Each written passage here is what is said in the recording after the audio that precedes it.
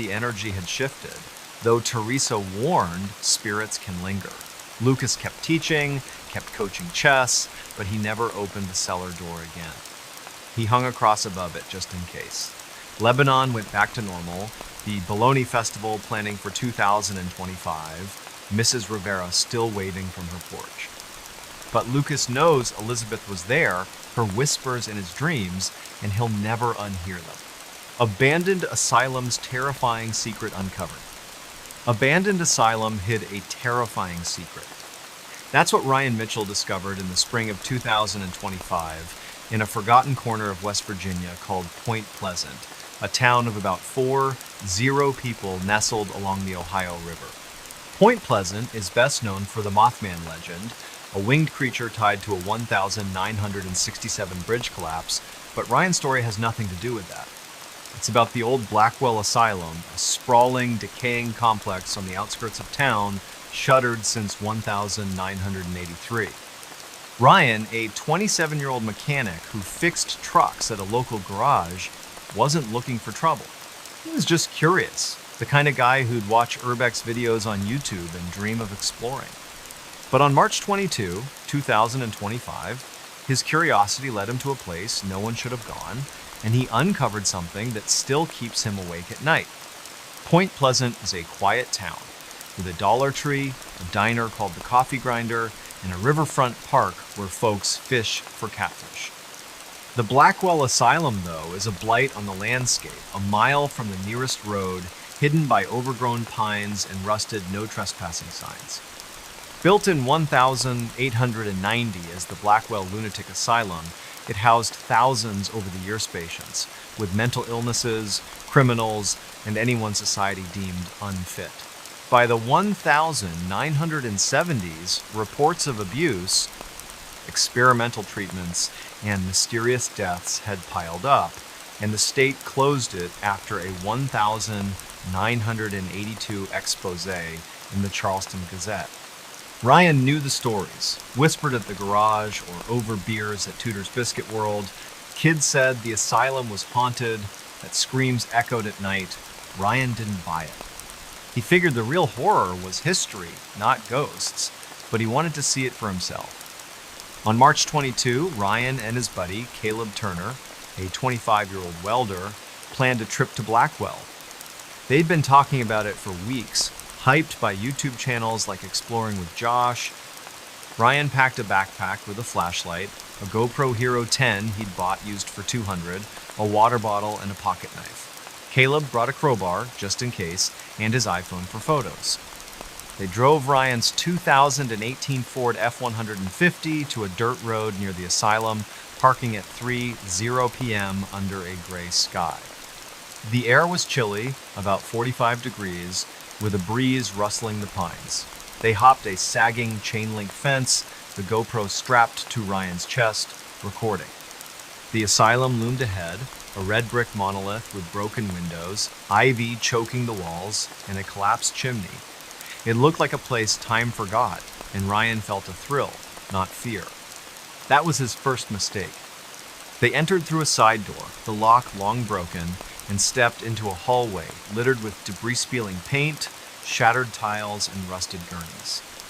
The air smelled of mold and something sharper, like old medicine. Ryan's GoPro caught it all. The graffiti-covered walls, the flickering light from their flashlights, Caleb's nervous laugh. They explored the first floor, finding an old cafeteria with overturned tables, a nurse's station with scattered files, and a therapy room with a cracked electroshock machine. Ryan narrated for the camera, "This is creepy, but kinda cool." At 3:47 p.m., they reached a stairwell to the basement marked Ward C restricted in faded paint. Caleb hesitated, but Ryan, adrenaline pumping, said, "Come on, man, this is the good stuff."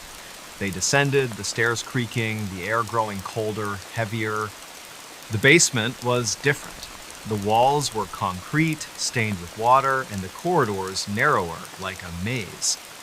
Their flashlights cast long shadows, and the GoPro's audio picked up a faint drip, drip, drip. They found locked doors, some with small barred windows, and rooms filled with junk syringes, broken chairs, a straitjacket hanging on a hook. Ryan's excitement faded. "This feels wrong," he whispered. Caleb nodded, gripping the crowbar. At 4:12 p.m., they reached a door labeled Observation Room 3. It was ajar, unlike the others. Ryan pushed it open, the hinges screaming. Inside was a small room, maybe 10 by 10 feet, with a rusted metal table bolted to the floor, restraints dangling from the sides. On the table was a leather-bound ledger, its pages yellowed but intact. Ryan picked it up, his hands steady despite the chill in his bones. The ledger was a patient log, dated 1953 to 1955, from a Dr. Harold Vance, chief psychiatrist. It listed names, diagnoses, and treatments. Most were routine sedatives, therapy, but the last entry, dated June 17, 1955, was different. It described patient 47, a woman named Margaret Lowe, age 32, admitted for hysteria. The note read, "Subject resistant to standard protocols. Initiated procedure 12. Results inconclusive. Subject terminated." Ryan's stomach twisted. Terminated? He flipped the page, finding a sketch. A woman strapped to a table, wires attached to her head, a machine labeled Project Echelon. Caleb, looking over his shoulder, said, "Dude, this is bad. We should go." But Ryan couldn't stop. He slipped the ledger into his backpack, the GoPro still rolling, time-stamped 4:19 p.m. That's when they heard it. A low moan, like someone in pain, coming from deeper in the basement. Ryan froze, his flashlight shaking. Caleb whispered, "That's not the wind." The GoPro's audio caught it, faint but clear, at 4:21 p.m. They backed out of the room, their footsteps loud in the silence. The moan came again, closer, followed by a scrape like metal on concrete. Ryan's mind raced, maybe a squatter, an animal? But the asylum had been empty for decades, patrolled occasionally by county deputies. They turned a corner, and their flashlights hit something. A figure, humanoid, at the end of the hall, maybe 50 feet away. It was tall, thin, its head tilted unnaturally. The GoPro caught a glimpse before Ryan swung the camera away, his breath ragged. Caleb grabbed his arm. "Run now!" They bolted, the moan turning into a wail behind them. They reached the stairs, scrambling up, the GoPro bouncing, recording chaos. At the first floor, they didn't stop, sprinting through the hallway, out the side door, and over the fence. They didn't look back until they were in the truck. Doors locked at 4:37 p.m. Ryan's hands shook as he stopped the GoPro. Caleb was pale, muttering, "What was that?" Ryan didn't answer. He drove straight to his apartment on Walnut Street, a one-bedroom above a laundromat. There, they watched the footage. The figure in the hall was blurry but real, its eyes reflective, like an animal's, but its body too human. The ledger was real, too, its ink smudged but legible. Ryan uploaded the footage to his laptop, time-stamped, and backed it up on a flash drive. He texted his sister Lauren, a nurse in Huntington, 60 miles away, with a clip. "This is insane," she replied. "Don't go back." But Ryan couldn't let it go. On March 23, he drove to the Point Pleasant Library, a small building with free Wi-Fi and a local history section. He searched for Blackwell Asylum records, finding a 1982 Gazette article, "Asylum Closed Amid Scandal." It mentioned Dr. Vance, accused of unethical experiments in the 1950s, including Project Echelon, a rumored CIA-funded study on mind control. No charges were filed. Vance died in 1960. Ryan found a 1955 obituary for Margaret Lowe, listed as deceased at Blackwell Asylum, cause unknown. Her photo showed a woman with dark hair, her eyes hauntingly familiar. Ryan's skin crawled. Was she the figure? He posted the ledger's last page to a Reddit forum, r Urban Exploration, under the username WVMech88.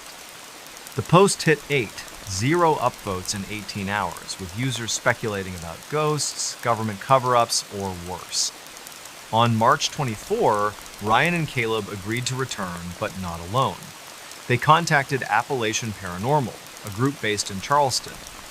The leader, Emma Dorsey, a 38-year-old former cop, arrived on March 25 with 2 investigators, Mark and Jenna, bringing EMF meters, a FLIR thermal camera, and a spirit box. They met at 0 p.m., the sky orange with dusk.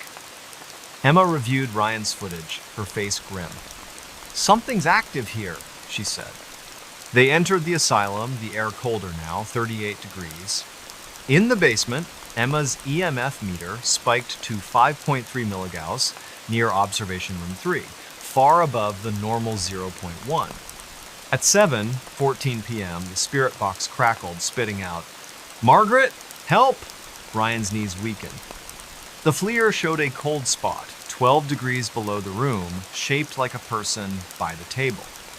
Emma led a session asking, "Margaret Lowe, are you here?" The spirit box replied, "Trapped, Vance." At 7:32 p.m., the moan returned, loud, from the hall.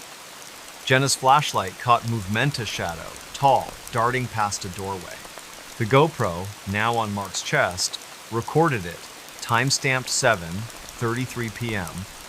Emma stayed calm, but her voice was tight. "We're not alone." They moved to leave, but the basement door, which they'd propped open, was shut. Caleb pried it with the crowbar, his hands shaking. The wail came again, closer, as they reached the stairs. At the first floor, they ran, exiting at 7:49 p.m., the asylum silent behind them. Back at Ryan's apartment, Emma analyzed the data. The EMF spikes, thermal anomaly, and spirit box responses suggested a residual entity, likely Margaret, tied to her death. Project Echelon was real, Emma said, citing declassified CIA files from the 1970s.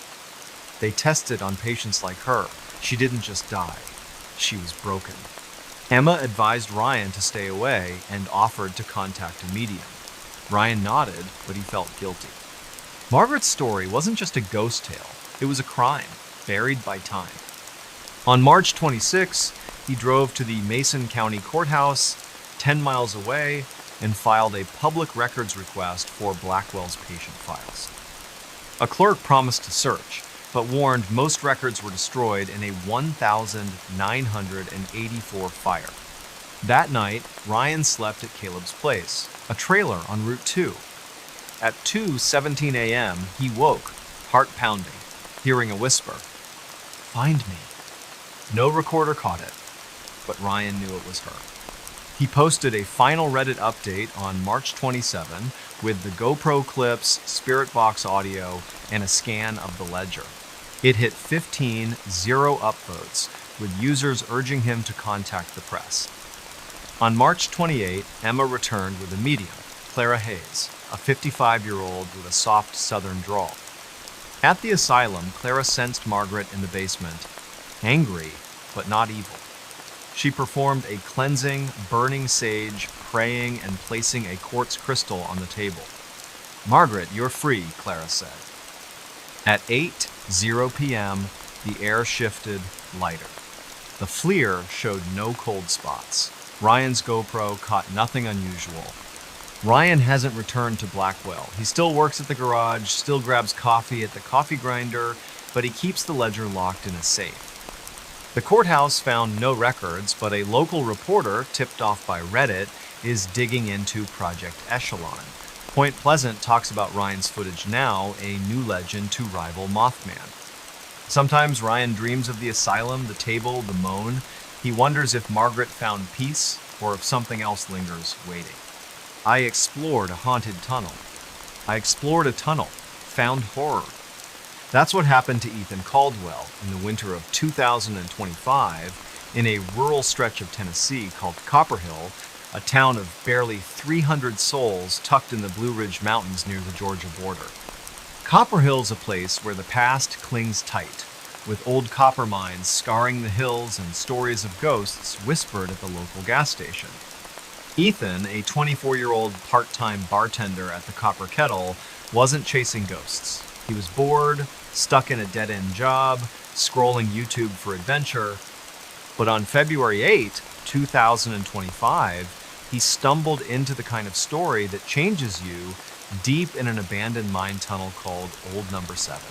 What he found there wasn't just creepy, it was evil.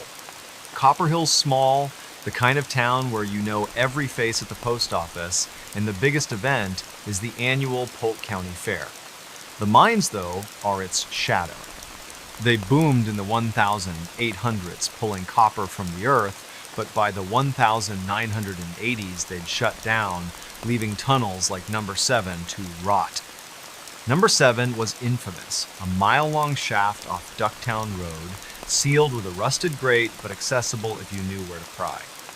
Locals avoided it, saying miners died there in a 1903 collapse, their bodies never recovered.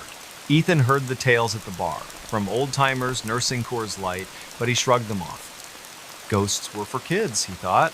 On February 8, after a slow shift, he decided to check it out, spurred by a Reddit thread on r abandoned places about Tennessee's haunted mines. Ethan didn't go alone. He roped in his cousin, Mia Torres, a 22-year-old cashier at Food City in McKaysville, 5 miles away. Mia was skeptical but game, always up for a dare. They met at Ethan's trailer at 2:00 p.m., the sky heavy with snow clouds. Ethan packed a backpack, a Phoenix flashlight, a GoPro Hero 9 he'd won in a 2023 raffle, extra batteries, a granola bar, and a Leatherman multi-tool. Mia brought her iPhone 13 and a can of mace, just in case. They drove Ethan's 2015 Jeep Cherokee to Ducktown Road, parking near a faded sign for the mine, half buried in kudzu. The air was frigid, 28 degrees, the ground crunchy with frost. Ethan strapped on the GoPro, hit record, and grinned at Mia. "Ready to be famous?" he said. Mia rolled her eyes, but followed him to the grate, which hung loose, bolts rusted through. They slipped inside at 2:37 p.m., the tunnel swallowing them whole. The entrance was narrow, about 6 feet high, the walls rough-hewn rock, glistening with damp. The air smelled of wet stone and something sour, like decay. Ethan's flashlight cut through the dark, the GoPro capturing their steps, Mia's sneakers scuffing gravel. The tunnel sloped down, the temperature dropping to the low 20s. They found relics of the mine's past. A rusted pickaxe, a broken lantern, wooden beams sagging under decades of neglect. Ethan narrated, "This is Number 7, supposedly haunted." Mia snorted, her breath visible. "It's just a hole, Ethan." But at 2 p.m., 200 yards in, they heard it. A faint knock, like metal on rock, echoing from deeper in the tunnel. Ethan paused, the GoPro's audio catching it, time-stamped. "You hear that?" he whispered. Mia nodded, her mace now in hand. They pressed on, the knocks growing louder, irregular, like someone tapping Morse code. At 1 p.m., they reached a fork, the tunnel splitting left and right. The left path was collapsed, a pile of rubble blocking it, but the right path opened into a wider chamber, maybe 20 feet across, with a low ceiling. The GoPro caught something odd, a circle of stones arranged deliberately in the chamber's center. Inside the circle were bones, small, maybe animal, and a rusted miner's helmet, its leather strap rotted. Ethan knelt, his flashlight on the helmet, and saw scratches inside, forming letters JH1903. His gut tightened. "This is messed up," he said. Mia, filming on her iPhone, agreed. "Let's go back." But the knocks came again, closer, from the tunnel's right path beyond the chamber. Ethan, curiosity outweighing fear, said, 5 more minutes. That was his mistake. They followed the right path, the tunnel narrowing, the ceiling brushing Ethan's hair. At 3:14 p.m., the GoPro's light flickered, though the batteries were fresh. The knocks stopped, replaced by a low hum like a distant machine. Ethan's flashlight caught something ahead, a wooden door, half rotted, set into the rock. It wasn't on any mind map he'd seen online. The door had no lock, just a crude handle and carving symbols, maybe runes, etched deep. Ethan pushed it, the wood groaning, and it opened to a small room, maybe 8 by 8 feet. Inside was a stone slab, like an altar, stained dark, with chains bolted to the corners. On the slab lay a single object, a miner's pickaxe, its handle cracked, the blade crusted with something brown. The GoPro recorded it, time-stamped 3:18 p.m. Mia whispered, "This isn't right, Ethan. Let's go now." Before they could move, the hum became a voice, guttural, unintelligible, coming from the walls. Ethan swung his flashlight, the beam catching Movemento shadow, tall, hunched, darting across the room's far wall. The GoPro caught it, a blurry shape at 3:19 p.m. Mia screamed, dropping her phone, the screen cracking. Ethan grabbed her arm and they ran, the voice growing louder, words forming, "Stay, mine." The door slammed shut behind them, though no one touched it. Ethan yanked it open, the hinges splintering, and they sprinted back through the chamber, past the stone circle, the knocks now a deafening clang, like hammers on steel. The tunnel seemed longer, the air thicker, their flashlights dimming. At 3:27 p.m., they reached the entrance, scrambling through the grate, collapsing in the snow. Ethan's GoPro was still recording, the battery at 5%. They drove to Mia's apartment in McKaysville, a duplex near the Taco River, and watched the footage, their hands shaking. The shadow was real, its outline jagged like it wore tattered cloth. The voice, caught faintly, chilled them. "Stay. Mine." Ethan texted his boss, Tommy, at the copper kettle, attaching a clip. "What the hell is this?" Tommy replied, "Don't go back, kid." Mia refused to touch her phone, its cracked screen a reminder. Ethan uploaded the footage to a hard drive and posted a still of the altar to R Paranormal under the username TN Bartender24. The post got 7 upvotes in 12 hours, with users begging for the video. Some mentioned a local legend, number 7 wasn't just a mine. It was a ritual site, tied to a 1,903 cult of miners who offered workers to something in the earth. On February 9, Ethan visited the Polk County Historical Society in Benton, 10 miles away, a one-room museum with mining exhibits. The curator, Mrs. Evelyn Price, 68, paled when Ethan showed her the helmet's photo. "That's Jonah Hale," she said. "Foreman in 1,903. Vanished after the collapse. Some said he led a group, not a union, something darker." She pulled a 1,903 ledger from the mine's owners, listing 12 missing workers, including Hale, after an incident in Shaft 7. A newspaper clipping from the Chattanooga Times dated July 14, 1,903, hinted at unnatural practices but lacked details. Ethan's throat tightened. Was Hale the shadow, or something worse? That night, Ethan stayed at Mia's, sleeping on her couch. At 2:43 a.m., he woke to knocking, slow, deliberate, from the apartment's front door. He checked, heart pounding, no one there. Mia, awake, heard it too. Ethan set up his GoPro, recording the living room, but caught nothing. On February 10, he contacted Tennessee Ghost Trackers, a paranormal group in Chattanooga, 50 miles away. Their lead investigator, Derek Vance, a 42-year-old electrician, met Ethan and Mia at the Copper Kettle on February 11, reviewing their footage. "That's not human," Derek said of the shadow. He agreed to investigate number 7, bringing an EMF meter, a thermal camera, and a spirit box. On February 12, at 5:00 p.m., Derek, Ethan, and 2 team members, Lisa and Greg, entered the tunnel, Mia staying behind, too shaken. The air was 25 degrees, the ground icy. Derek's EMF meter spiked to 4.8 milligauss near the altar room, far above the normal 0.1. At 5, 5:32 p.m., the spirit box hissed, spitting out, "Jonah, blood." Ethan's stomach dropped. The thermal camera showed a heat signature, human-shaped, by the altar, though no one stood there, time-stamped 5:34 p.m. Derek asked, "Jonah Hale, what do you want?" The spirit box replied, "Mine, forever." A clang echoed, like the pickaxe falling, though it hadn't moved. Lisa's flashlight died, despite new batteries. At 5:41 p.m., the shadow appeared, closer in the doorway, the GoPro catching its reflective eyes. Derek shouted, "Go!" They ran, the voice roaring, "Stay!" They reached the entrance at 5:49 p.m., breathless, the tunnel silent. At Derek's office, a converted garage, they analyzed the data.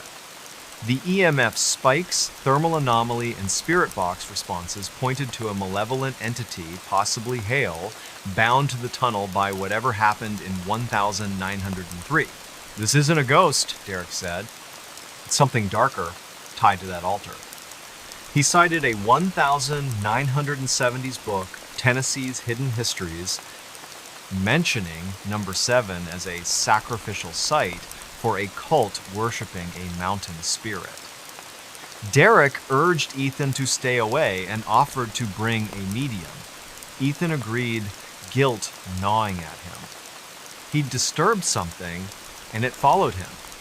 On February 13, Ethan and Mia moved to a motel in Blue Ridge, Georgia, 15 miles away, splitting the $80 a night cost. At 2:47 a.m., the knocking returned, now on the motel window. Ethan recorded it on his phone, catching 3 distinct taps, time-stamped.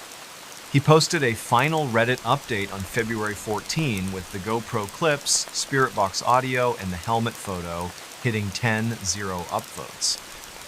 On February 15, Derek returned to number 7 with a medium, Sister Mary Ellison, a 60-year-old former nun. She sensed a presence, not human, in the altar room.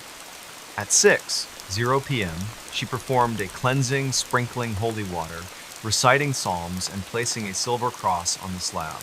"Leave this place," she commanded. The air warmed, the thermal camera clear. Ethan's GoPro, set up outside, caught no knocks.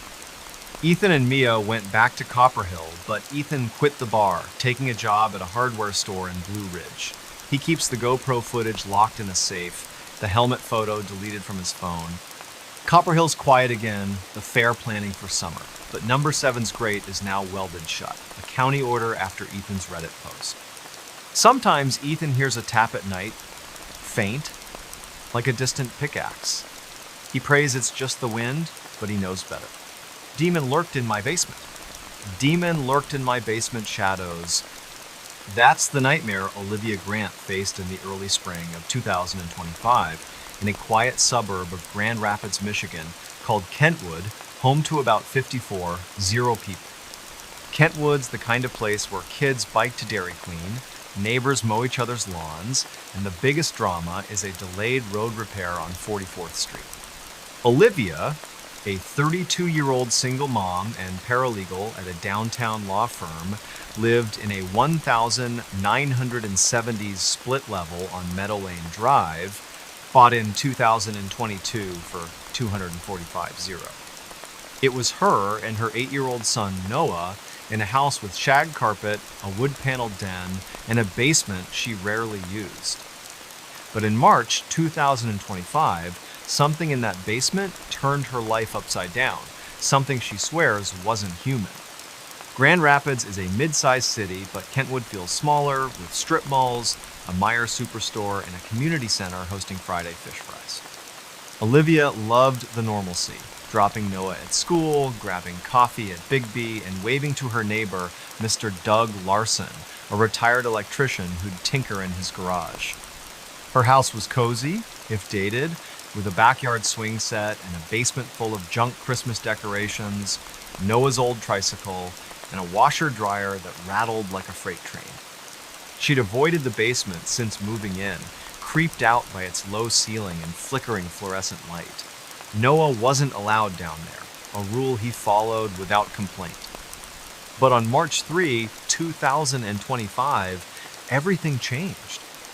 That evening, Olivia was cooking spaghetti, Noah doing homework at the kitchen table. It was 6:15 p.m., the sky dark, a light rain tapping the windows. Noah looked up, frowning. "Mom, what's that smell?" Olivia sniffed, catching a whiff of something foul, like sulfur or rotten eggs, coming from the basement door, a flimsy plywood slab off the kitchen. She figured it was a plumbing issue, maybe a backed-up drain. She grabbed a flashlight, her iPhone 12, and opened the door, the smell hitting her like a wall. The stairs creaked as she descended, her flashlight beam sweeping the concrete floor, littered with dust and cobwebs. The washer-dryer was silent, the light off. At the bottom, she gagged, the odor choking. Her phone's flashlight caught something odd, a dark smear, like oil, on the wall near the furnace, forming a rough shape, maybe 3 feet tall, human-like but distorted. She snapped a photo, time-stamped 6:22 p.m., and backed up, her skin prickling. That's when she heard it, a low growl, not animal, not mechanical, coming from the corner where the smear was. She ran upstairs, slamming the door, her heart pounding. Olivia didn't tell Noah, not wanting to scare him. She locked the basement door, a cheap knob lock, and texted her friend Jenna, a realtor in Grand Rapids. "Weird smell in basement, creepy vibe. Plumber?" Jenna replied. "Could be mold. Call someone tomorrow." Olivia tried to sleep, but the growl echoed in her mind. At 2:47 a.m., she woke to a thud, like something heavy falling downstairs. She checked her phone's security app, linked to a Blink camera in the living room. The feed was normal, but the basement door was ajar, though she'd locked it. She grabbed a baseball bat from Noah's room, crept to the kitchen, and shut the door, sliding a chair under the knob. Nothing else happened, but she didn't sleep. Her phone opened to 911. On March 4, Olivia called a plumber, Mike's Plumbing, from Kentwood. Mike, a burly guy in his 50s, arrived at 10:00 a.m., checked the basement, and found no leaks or sewer issues. "That smell's not normal," he said, eyeing the smear, now fainter. "Might be a dead animal in the walls." He suggested an exterminator and left, refusing to charge her. Olivia took another photo of the smear, time-stamped 10:32 a.m., noting it looked less distinct, like it was fading. She worked from home that day, keeping Noah upstairs, but the house felt wrong, the air heavy, like a storm was coming. At 7:00 p.m., Noah, coloring in the den, said, "Mom, someone's whispering." Olivia froze. She heard nothing, but Noah pointed to the basement door. "Down there." She grabbed him, locked them in her bedroom, and called Jenna, who came over at 7:30 p.m. Jenna, practical, suggested a carbon monoxide detector, but Olivia knew it wasn't that. Her detector, installed in 2022, was fine. On March 5th, Olivia bought a digital voice recorder, a Zoom Honin for $99 at Best Buy, and a Wisecam for $34, setting it up to face the basement door. She hit record at 8:00 p.m., the house quiet, Noah asleep. At 2:51 a.m., she woke to another thud, louder, like metal on concrete. The Wisecam's app showed the basement door open, swinging slowly, time-stamped 2:50 a.m. She checked the recorder, her hands shaking. At 2:49 a.m., it caught a voice, deep guttural, saying, "Leave, now." No one was in the house but her and Noah. She grabbed Noah, still half asleep, and drove to a Holiday Inn on 28th Street, checking in at 3:20 a.m. She texted Jenna the audio clip, who called, voice trembling, "Liv, that's not human. Stay out." Olivia didn't return home that day. On March 6th, she took Noah to her mom's house in Holland, 30 miles away, and contacted a local priest, Father Michael Reed, from St. Mary's Church in Kentwood. Father Reed, a 60-year-old with a calm demeanor, met her at a Starbucks at 1:00 p.m. She showed him the photos, wise footage, and audio. He didn't dismiss her, saying, "Evil can linger in places. I'll check the house." That afternoon, Olivia and Father Reed entered the house, Noah staying with her mom. The smell was gone, but the basement felt colder, 10 degrees below the main floor, though the thermostat read 68. Father Reed sprinkled holy water, prayed, and placed a crucifix on the basement wall. At 2:15 p.m., the Wise cam, still running, caught a shadow, tall and jagged, crossing the basement stairs, time-stamped. Father Reed's face tightened. "This is beyond me," he said. He referred her to a paranormal investigator, Karen Holt, based in Lansing, 70 miles away. On March 7, Olivia met Karen, a 45-year-old former journalist, at the house. Karen brought an EMF meter, a thermal camera, and a spirit box. She walked the basement, her meter spiking to 6.2 milligauss near the smear, now barely visible, far above the normal 0.1. At 3:00 p.m., the spirit box crackled, spitting out, "Mine, stay." Olivia's knees buckled. The thermal camera showed a cold spot, 15 degrees below the room, shaped like a figure near the furnace, time-stamped 3. 4 p.m., Karen asked, "Who are you? Why here?" The spirit box replied, "Bound. Anger." Karen's voice was steady but firm. "This isn't a ghost. It's darker, maybe demonic, tied to this house." She suggested a full cleansing but needed more data. That night, Olivia stayed at the Holiday Inn, setting up the Wisecam remotely to monitor the basement. At 2:53 a.m., the feed showed the crucifix falling from the wall, landing 6 feet away, time-stamped. The recorder, left running, caught a laugh, low and mocking, at 2:50. 2 a.m. Olivia sent the footage to Karen, who called at 8:00 a.m. on March 8. "This is serious," Karen said. "We need a specialist." She contacted a demonologist, Brother Thomas Kane, a 55-year-old Benedictine monk from a monastery in Kalamazoo. On March 9, Brother Thomas arrived, carrying a leather case with relics, holy water, and a Latin prayer book. Olivia, Karen, and Father Reed joined him at the house at 6:00 p.m., Noah still at her mom's. Brother Thomas walked the basement, his face grim. "Something was invited here," he said, noting the smear's location near the furnace, a possible focal point. He asked Olivia about the house's history. She'd never researched it, so Karen pulled records from the Kent County Clerk's office, finding the house was built in 1972 on land once owned by a man named Victor Klein, who died in 1968. A 1967 Grand Rapids Press article mentioned Klein as a recluse suspected of occult practices, though never proven. Neighbors reported strange lights in the field where Olivia's house now stood. Brother Thomas nodded. "That's enough." Something was summoned, and it stayed. At 7:00 p.m., Brother Thomas began the cleansing, chanting in Latin, sprinkling holy water, and placing blessed salt around the basement. Karen's EMF meter dropped to 0.2 milligauss, the cold spot gone. At 7:32 p.m., the spirit box, still on, hissed, then went silent. Olivia felt the air lighten like a weight lifted. The Wisecam caught nothing unusual, time-stamped 7:35 p.m. Brother Thomas warned, "It's gone, but stay vigilant. Pray daily." Olivia nodded, exhausted but relieved. She and Noah returned home on March 10. The basement door locked, a new crucifix hung. Olivia posted her story to R Paranormal on March 11 under the username MI Mom25 with the Wise clips, audio, and smear photos hitting 0 upvotes in 24 hours. Karen and Brother Thomas confirmed the entity was likely banished, but Olivia sold the house in April 2025, moving to an apartment in Wyoming, Michigan, 10 miles away. She keeps the recorder off, the basement a memory she buries. Kentwood's back to normal, Dairy Queen buzzing, Mr. Larson tinkering. But Olivia checks her locks every night, and Noah sleeps with a nightlight just in case.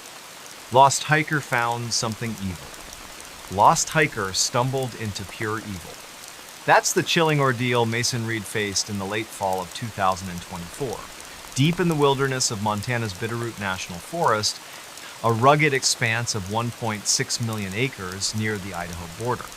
The Bitterroot's a place of towering pines, jagged peaks, and trails that wind through valleys where cell service is a myth. Mason, a 30-year-old software developer from Missoula, 40 miles north, wasn't new to hiking. He'd tackled trails across the Rockies, logging 50 miles a month on his Garmin watch.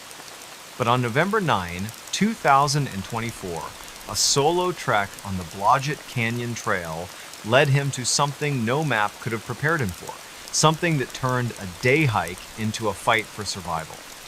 Missoula is a college town, home to 75 zero people with craft breweries like Bayern and a vibrant outdoor scene. Mason fit right in, spending weekends climbing, kayaking, or hiking with his border collie Riley, who stayed home that day. He lived in a rented bungalow on Higgins Avenue, bought his gear at REI, and followed local hiking forums on Reddit like r, Montana Outdoors. The Blodgett Canyon Trail, a 12-mile out and back in the Bitterroot, was his pick for November 9, drawn by its granite cliffs and solitude. He told his roommate Nate, a 28-year-old barista, he'd be back by 0 p.m. Mason packed light, a Osprey backpack, a Nikon's 50 camera, a Garmin GPS, a headlamp, water, trail mix, and a first aid kit. He drove his 2020 Subaru Outback to the trailhead, 20 miles west of Hamilton, arriving at 8:00 a.m. The sky was clear, 38 degrees, frost on the ground. He snapped a selfie at the trail sign, time-stamped 8:03 a.m., and started hiking, the canyon quiet except for the crunch of his boots. The trail followed Blodgett Creek, a stream carving through pines and boulders. Mason planned to hike 6 miles to a viewpoint, eat lunch, and return. By 10:30 a.m., he was 3 miles in, the trail steepening, his Nikon capturing shots of cliffs glowing in the morning light. At 11:15 a.m., he noticed something odd, a faint hum, like a distant generator coming from the trees. He paused, checking his Garmin, which showed 46.773 degrees down, 114.48 2-degree watts, still on the trail. The hum faded, and he shrugged it off, maybe a plane overhead. But at 11:37 a.m., his Garmin glitched, the screen flickering, then blank. He tapped it, annoyed, and pulled out his phone, an iPhone 14, but it had no signal, expected in the canyon. He kept going, unaware he'd missed a fork in the trail, veering onto an unmarked path, overgrown with ferns. By noon, Mason realized he was off course. The trail was gone, replaced by dense brush and rocks. He backtracked, but the hum returned, louder, vibrating in his chest. At 12:22 p.m., he found a clearing, maybe 30 feet wide, unnatural in the thick forest.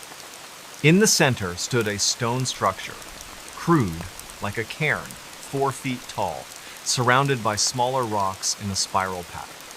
His Nikon snapped a photo, time-stamped 12:24 p.m., the hum now a low drone, coming from the cairn. Mason's gut screamed to leave, but curiosity pulled him closer. The rocks were etched with symbols, lines, circles, something like an eye. He touched the cairn, cold despite the sun, and the drone stopped. Silence, heavy, unnatural. Then, a snap, like a branch breaking from the trees behind him. He spun, Nikon raised, and saw it. A figure, tall, maybe 7 feet, cloaked in shadow, standing 50 yards away, motionless. The photo, later checked, showed only trees. Time-stamped 12:27 p.m. Mason bolted, crashing through brush, his backpack snagging on thorns. The figure didn't follow, but the hum resumed, pulsing like it was inside his skull. He ran blindly, tripping over roots, his headlamp falling out, lost. At 1:05 p.m., he stopped, gasping, at a dry creek bed, his Garmin dead. phone at 10%. The forest felt wrong. Too dark for midday, the air thick like before a storm. He heard whispers, not words, just murmurs from all directions. He recorded a video on his iPhone, voice shaky, "I'm lost, something's here," timestamped 8 p.m. The whispers grew, and his flashlight, clipped to his pack, flickered, though its batteries were new. He moved, following the creek bed, hoping it led to the main trail. At 1:32 p.m., he found a rusted trapper's cabin, half collapsed, its door hanging by one hinge.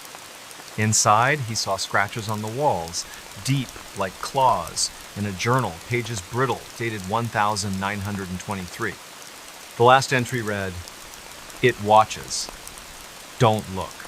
Mason shoved the journal in his pack, his Nikon capturing the cabin, time-stamped 1:35 p.m. The whispers became a voice, low, growling, "See me." Mason's flashlight died. He stumbled out, the figure now closer, 20 yards away, its form shifting, like smoke, eyes glinting red in the Nikon's flash, caught faintly at 1:40 p.m. He ran again, the voice louder, "Stay. See." The forest seemed to twist, trees leaning inward, the path looping back to the cairn. Impossible. At 2:15 p.m., Mason, exhausted, hid behind a boulder, recording another iPhone video. "It's following me. I can't get out," timestamped. His phone died. The hum was deafening now, his head throbbing. He saw the figure again, closer, its shape clear gaunt, limbs too long, no face, just those eyes. He screamed, running, tripping, until he hit the main trail. Somehow, at 3:00 p.m., the hum fading, the figure gone. He staggered to the trailhead, collapsing in his Subaru. At 4:47 p.m., the Nikon's battery dead, but the journal still in his pack. Mason drove to a gas station in Hamilton, the Bitterroot Quick Stop, and called Nate at 5:03 p.m., voice hoarse, "I'm alive." Something was out there. Nate met him at the gas station, pale when he saw Mason's scratched face and torn jacket. They watched the Nikon photos and iPhone videos, the figure's eyes barely visible, the cairn symbol stark. Mason texted his sister Ellie, a teacher in Bozeman, 200 miles away, with a photo of the journal. "What is this?" She replied, "Get help." Mason posted the clearings photo to R Paranormal under the username MT-Hiker24, hitting 6-0 upvotes in 12 hours. Users speculated about skinwalkers, wendigos, or something older, tied to native Salish legends of shadow beings in the Bitterroot. On November 10, Mason visited the Missoula Public Library, a modern building with a Montana history section. He showed the journal to a librarian, Dr. Susan Klein, a 62-year-old historian. She recognized the symbols as similar to Salish warnings, meant to mark forbidden places. The journal belonged to a trapper, Amos Reed, no relation to Mason, who vanished in 1923. A 1923 Missoulian article reported Amos's cabin found empty, walls scratched, his rifle unfired. Dr. Klein warned Mason, "Some places are left alone for a reason." He dug deeper, finding a 1978 Forest Service report of missing hikers near Blodgett Canyon with strange markings, noted but unexplained. Mason's stomach churned. Was the cairn a marker? A trap? That night, at his bungalow, Mason couldn't sleep. At 2:33 a.m., he heard the hum faint outside his window. He grabbed his Nikon, but the battery, charged that day, was dead. He set up his iPhone to record, catching a whisper, "See me," timestamped 2:35 a.m. He called Nate, who crashed on his couch, both too scared to sleep. On November 11, Mason contacted Big Sky Paranormal, a Missoula-based group. Their leader, Travis Cole, a 39-year-old ex-Marine, met Mason at Bayern Brewery, reviewing the footage. "That's not a ghost," Travis said. "It's something else." He agreed to investigate the trail, bringing an EMF meter, a thermal camera, and a spirit box. On November 12, at 7:00 a.m., Travis, Mason, and two investigators, Rachel and Ben, hiked to the clearing. Riley left it home. The cairn was still there, the symbols sharper in daylight. Travis's EMF meter spiked to 5.7 milligauss, far above the normal 0.1, time-stamped 8:22 a.m. The thermal camera showed a cold spot, 10 degrees below the forest, hovering over the cairn, time-stamped 8:25 a.m. At 8:30 a.m., the spirit box crackled, spitting out, "Leave. Eyes." Mason's throat tightened. Rachel's flashlight flickered, and Ben saw movement branches bending, no wind. The hum returned, low, and Travis's camera caught a shadow, fleeting, at 8:37 a.m. "We're done," Travis said, voice steady but urgent. They hiked out, the hum fading, reaching the trailhead at 10:15 a.m. At Travis's office, a rented space near the university, they analyzed the data. The EMF spikes, thermal anomaly, and spirit box suggested a non-human entity possibly tied to the land. Travis cited Salish oral histories, shared by a tribal elder in 2020, about watchers in the Bitterroot guarding sacred sites. "You disturbed it," Travis told Mason. "It followed you." He arranged for a Salish elder, Joseph Black Elk, 70, to perform a ceremony. On November 13 at 6:00 p.m., Joseph met Mason at the trailhead, not the clearing, for safety.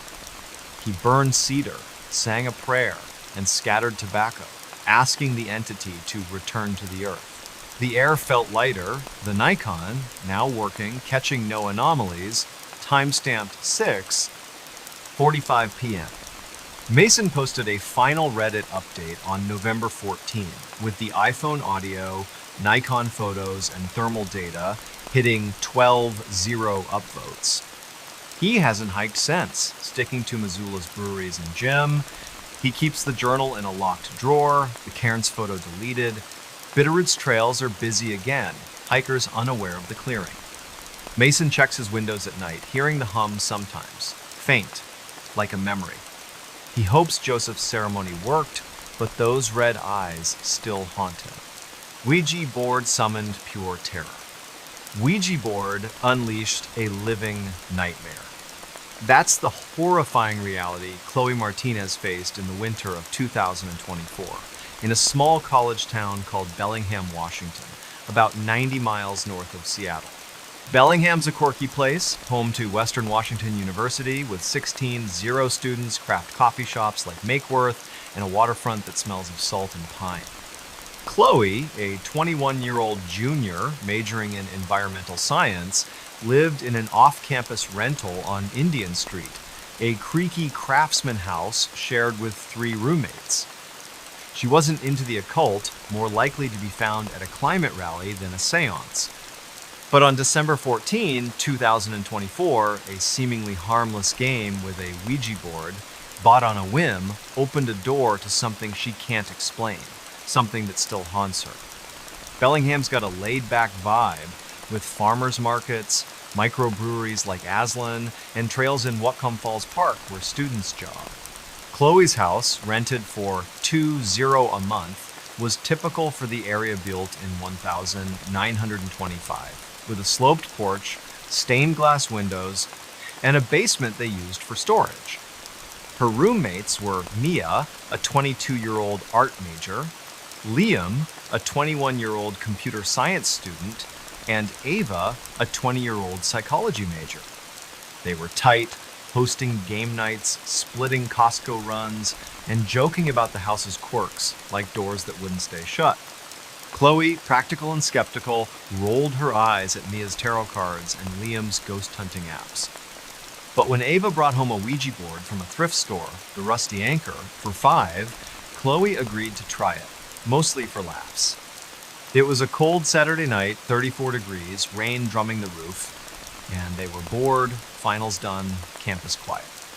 At 8:00 p.m., They gathered in the living room, the board on a coffee table, surrounded by empty pizza boxes and a flickering lavender candle. Chloe set up her iPhone 13 to record, propped on a bookshelf, time-stamped 2 p.m., thinking it'd be funny for TikTok.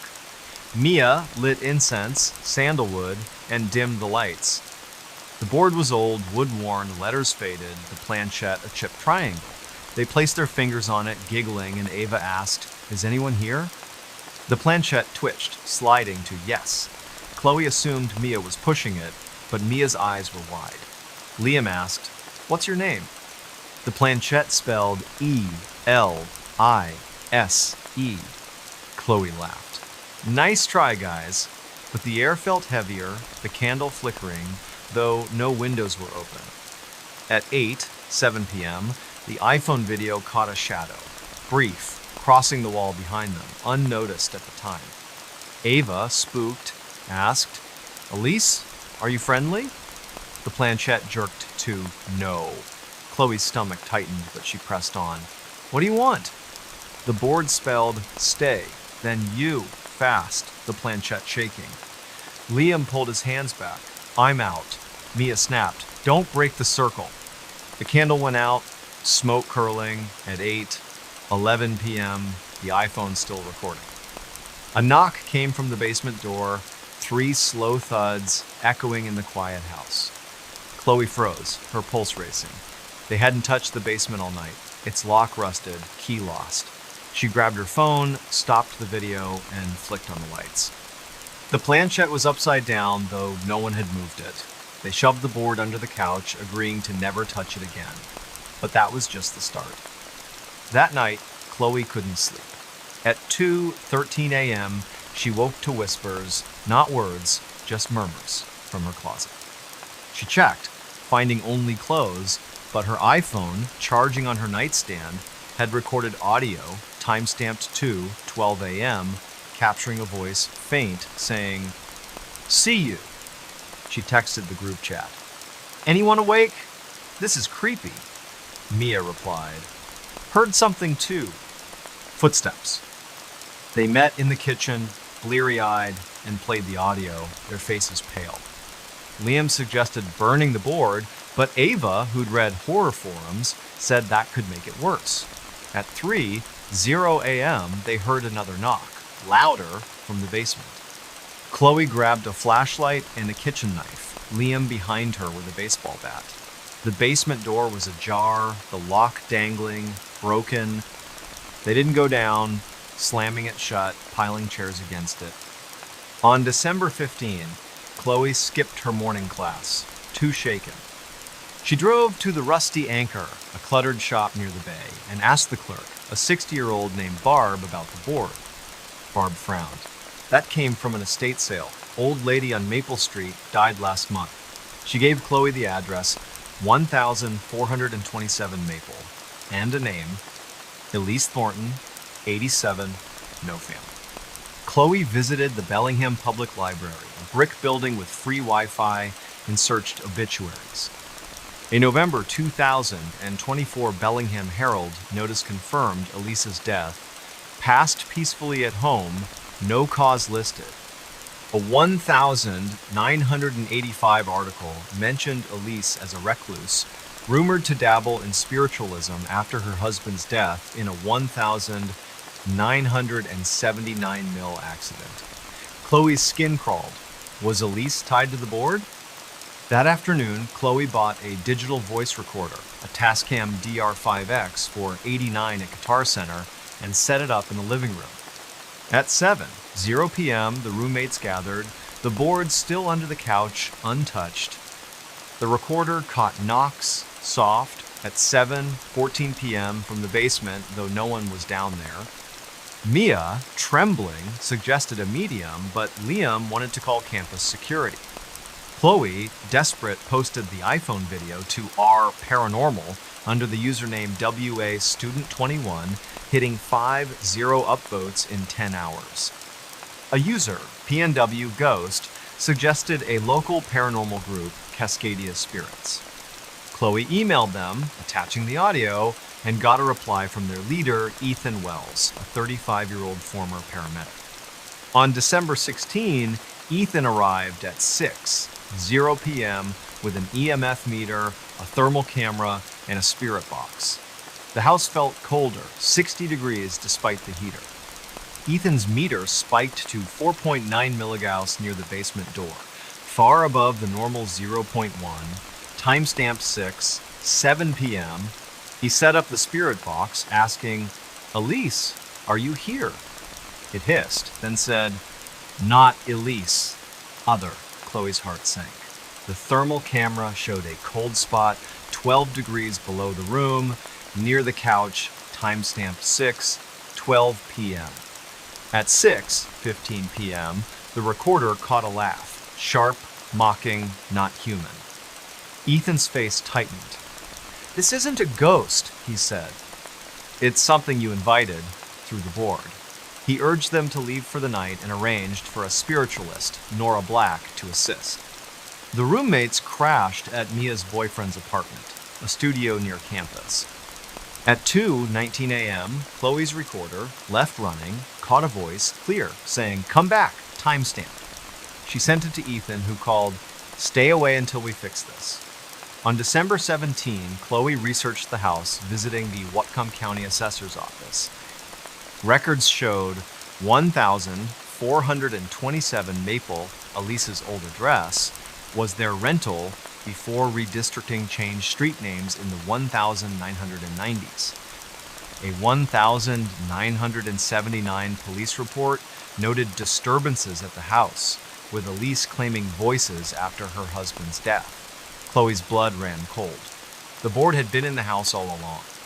On December 18, Ethan and Nora, a 50-year-old with a calm presence, met the roommates at the house at 5:00 p.m. Nora sensed a malevolent presence, not Elise, but something older, drawn by the board's use. She searched the basement, finding a hidden panel behind a shelf, revealing a box of paper letters from Elise dated 1980, describing a dark thing she'd contacted, begging it to leave. Nora's spirit box at 5:27 p.m. said, "Bound. Hate." The EMF meter spiked to 6.3 milligauss, the air heavy like smoke.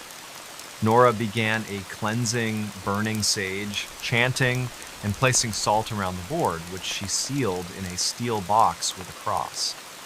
At 5:45 p.m., the recorder caught a scream, fading, then silence. The thermal camera showed no cold spots, the house lighter, timestamped 5:47 p.m. Chloe and her roommates returned on December 19, the board gone, taken by Nora for safekeeping. They posted a final Reddit update with the iPhone video, recorder audio, and thermal data hitting 10-0 upvotes. Chloe moved out in January 2025 to a dorm, her roommates scattering to new leases. She avoids thrift stores now, sticks to coffee shops and classes. Bellingham's back to its rainy rhythm, students biking to Makeworth, unaware of the house on Indian Street. Chloe keeps her recorder off, but sometimes, at night, she hears a faint knock and wonders if it's really gone. Something watched me from the woods. That's the terrifying truth Nathan Brooks uncovered in the early fall of 2024 in a remote corner of Maine called Millinocket, a town of about 0 people nestled near Baxter State Park. Millinocket's a place of dense forests, logging roads, and lakes where moose outnumber tourists. Nathan, a 29-year-old park ranger at Katahdin Woods and Waters National Monument, spent his days patrolling trails and checking campsites. He was no stranger to the wilderness, trained to handle bears, storms, or lost hikers. But on September 28, 2024, during a routine patrol, he encountered something in the woods that wasn't animal, wasn't human, and wasn't leaving him alone. Millinocket's a tight-knit town, with a diner called Ruthie's, a general store stocking ammo and bait, and a history tied to the Great Northern Paper Company, now gone. Nathan lived in a cabin on Golden Road, a dirt track off Route 11, rented for $600 a month. His life was simple: coffee from a percolator, shifts in his Ranger truck, and evenings with his girlfriend Lily, a 27-year-old nurse at Millinocket Regional Hospital. He wasn't superstitious, dismissing local tales of forest spirits or Bigfoot sightings as campfire stories. His job gave him a front row seat to the Katahdin Wilderness, 87 0 acres of pine, birch, and granite ridges. On September 28, he set out at 6:00 a.m., driving his Ford F-150 to a trailhead near Sandbank Stream, tasked with checking fire pits after a dry spell. He packed a radio, a Nikon D3000 500 camera for documenting violations, a Garmin GPS, a water bottle, and a Glock 19, standard for rangers. The air was crisp, 42 degrees, the sky pink with dawn.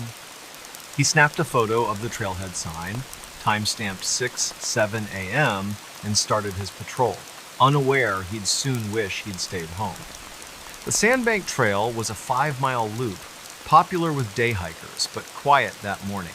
Nathan hiked a mile in, his boots crunching on pine needles, the forest alive with birdsong. At 7:15 a.m., he reached a campsite, its fire pit cold, no issues. His Nikon captured the site, time-stamped. But as he turned to leave, he felt it a prickling on his neck, like eyes on him. He scanned the trees, seeing nothing but shadows, his radio silent. He chalked it up to fatigue, having pulled a double shift the day before. At 7:40 a.m., a mile deeper, he found something odd. A pile of stones, stacked like a pyramid, maybe 2 feet high, in the middle of the trail. It wasn't natural, too precise, with smaller rocks forming a circle around it. He took a photo, time-stamped 7:42 a.m., his Garmin noting the coordinates: 45.9, 17 degrees, 68.8, 53 degree watts. Then he heard a sound, low like a growl, not bear or moose, coming from the woods to his left. He unholstered his Glock, heart thudding, but saw nothing. The growl faded, and he moved on, unsettled. By 8:30 a.m., Nathan was 3 miles in, the trail narrowing, the forest thicker. The feeling of being watched grew heavy, like a weight on his chest. At a clearing near a stream, he found another stone pile, larger, 3 feet tall, with scratches on the rock's lines, curves, almost like letters. He snapped a photo, time-stamped 8:35 a.m., and noticed his Garmin glitching, the screen frozen. His radio crackled, spitting static, though he hadn't touched it. He called base. "This is Ranger Brooks, Sandbank Trail, anything on the wire?" No response, just static, time-stamped 8:37 a.m. on his log. Then, a branch snapped, loud, 30 yards away. He swung his Nikon, catching a Chapital, maybe 6 feet humanoid, blending with the trees, its edges blurry. The photo, later checked, showed only pines, time-stamped 8:39 a.m. Nathan's training kicked in. Don't panic, assess, retreat. He backed away, Glock raised, the growl returning, closer from multiple directions. Nathan hiked fast, aiming for the trailhead, the forest darker despite the morning sun. At 9:05 a.m., his flashlight, clipped to his pack, flickered, though its batteries were fresh. He heard whispers, not words, just hisses, weaving through the trees. He recorded a voice memo on his phone, an iPhone 11. "Something's out here, not animal," time-stamped 9:07 a.m. The stone piles appeared again, 3 more, smaller, along the trail as if guiding him deeper. At 9:20 a.m., he reached a fork he didn't recognize. The trail marker's gone. His Garmin was dead, phone at 15%, no signal. The whispers grew, forming a voice, raspy. "Look back." He didn't, running now, his Nikon bouncing, catching blurry shots of trees, time-stamped 9:22 a.m.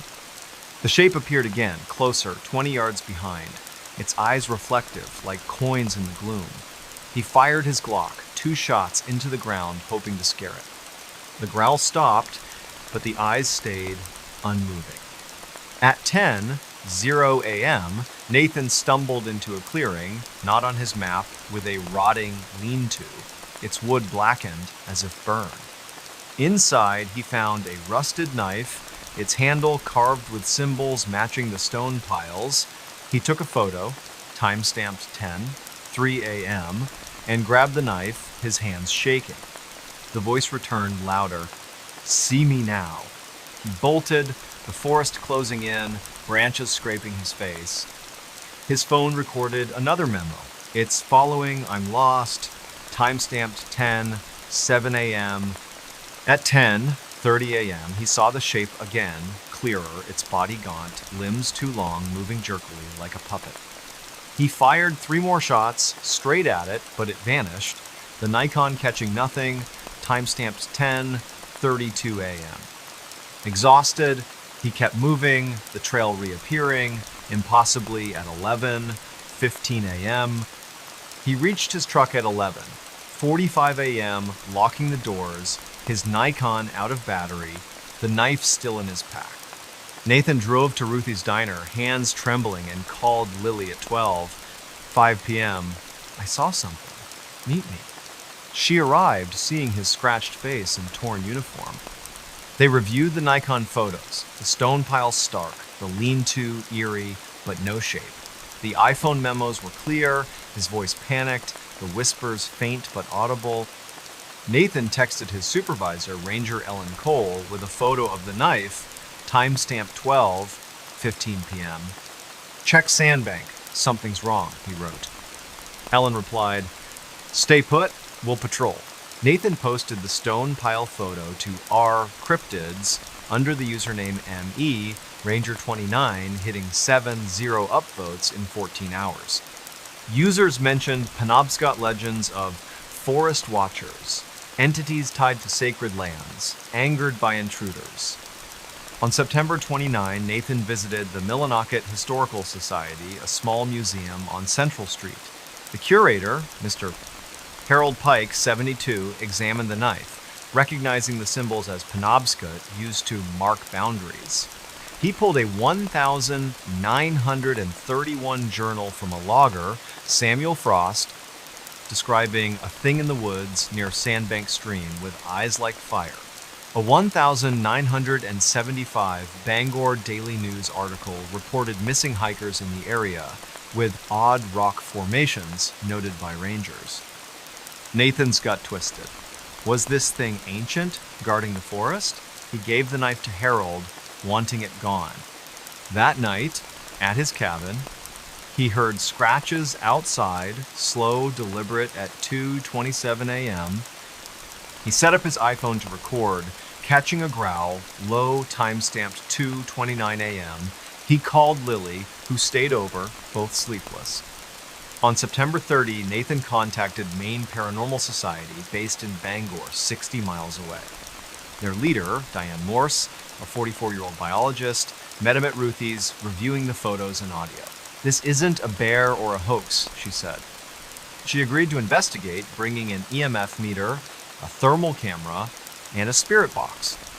On October 1 at 6:00 a.m., Diane, Nathan, and 2 investigators, Paul and Tara, hiked to the clearing, the stone piles still there, untouched. Diane's EMF meter spiked to 5.2 milligauss, time-stamped 7:03 a.m., far above the normal 0.1. The thermal camera showed a heat signature, faint, moving between trees, time-stamped 7:06 a.m. The spirit box hissed, saying, "Go, mine, at 7:09 a.m." Nathan's throat tightened. Tara's flashlight died, and Paul saw the shape fleeting 40 yards away. Diane's camera caught it, blurry, time-stamped 7:12 a.m. "We're leaving," Diane said, voice firm. They reached the trailhead at 8:30 a.m., the forest silent. At Diane's office, a rented space in Bangor, they analyzed the data. The EMF spikes, thermal anomaly, and spirit box suggested a territorial entity, possibly tied to Penobscot lore. Diane cited a 1990s study by a tribal elder, Mary Sakabason, on land spirits in the Katahdin region, angered by disrespect. "You crossed a boundary," Diane told Nathan. She arranged for a Penobscot elder, Thomas Paul, 68, to perform a ceremony. On October 2, at 5:00 p.m., Thomas met Nathan at the trailhead, burning sweetgrass, offering tobacco, and praying in Penobscot, asking the entity to rest. The air warmed, Nathan's iPhone catching no sounds, timestamped 5:45 p.m. Nathan posted a final Reddit update on October 3 with the iPhone audio, Nikon photos, and thermal data hitting 11,000 upvotes. He took a desk job at the ranger station, avoiding Sandbank. He keeps the photos on a hard drive. The scratch is quieter now. Millinocket's gearing up for winter. Ruthie's serving chili. But Nathan hikes with a group now. His Glock always loaded, those eyes still in his nightmares. My reflection wasn't me.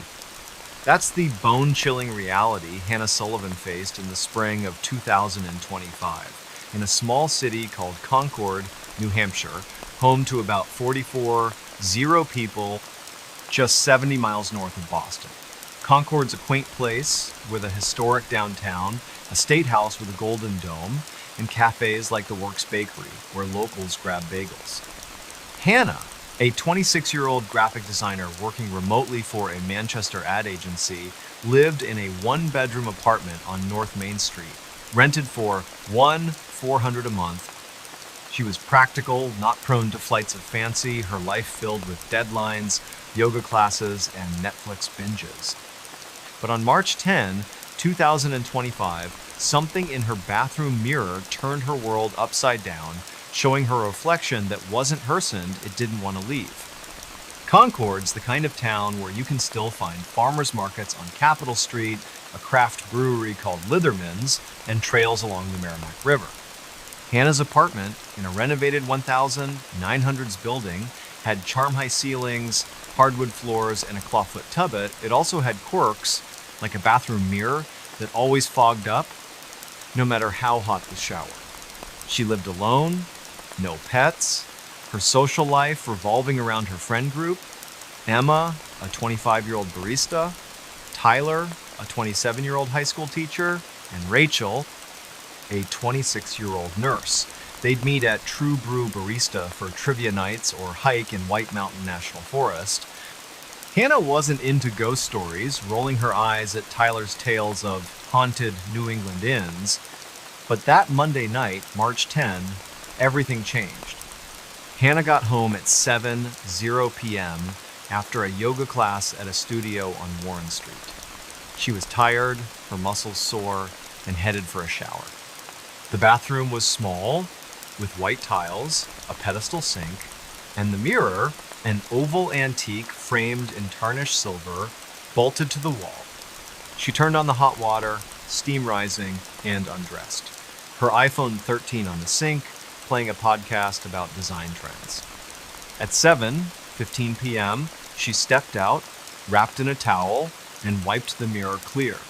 Her reflection looked normal at first brown hair, hazel eyes, a freckle on her cheek. But as she reached for her phone, the reflection didn't move. It stood still, staring, its eyes darker.